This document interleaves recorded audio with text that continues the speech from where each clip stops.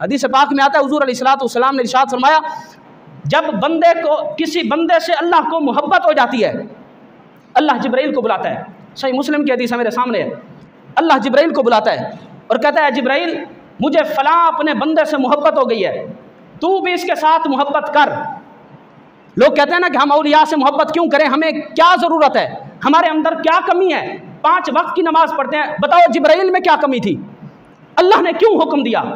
अल्लाह फरमाता है, जिब्राइल मुझ रब को अपने फलां पाकीज़ा बंदे से मोहब्बत हो गई है, ए जिब्राइल तू भी मुझसे मोहब्बत कर और जा सारे फरिश्तों में जाकर ऐलान कर दे कि तुम्हारा रब फलां अपने पाकीज़ा बंदे से मोहब्बत करता है, सारे फरिश्ते भी उस बंदे से मोहब्बत करें। और फिर अल्लाह तबारक व तआला हदीस पाक में आ गया है, अल्लाह तबारक व तआला फिर उस अपने मुकर्रब बंदे की मोहब्बत दुनिया में अपने मकबूल लोगों के सीने में डाल देता है। अगर आज हम औलिया से मोहब्बत का दम भरते हैं,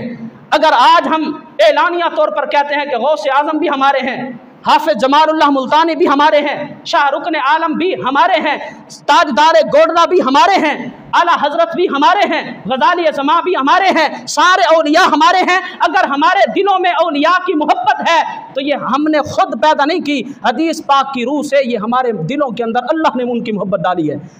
तो अल्लाह तबारक व तआला सबसे पहले जिब्राइल को हुक्म देता है, फिर सारे फरिश्तों को हुक्म देता है, फिर उस अपने मुकर्रब बंदे की मोहब्बत अल्लाह मुकर्रब और मकबूल लोगों के दिलों के अंदर डाल देता है। देखो 2 काम हैं जो अल्लाह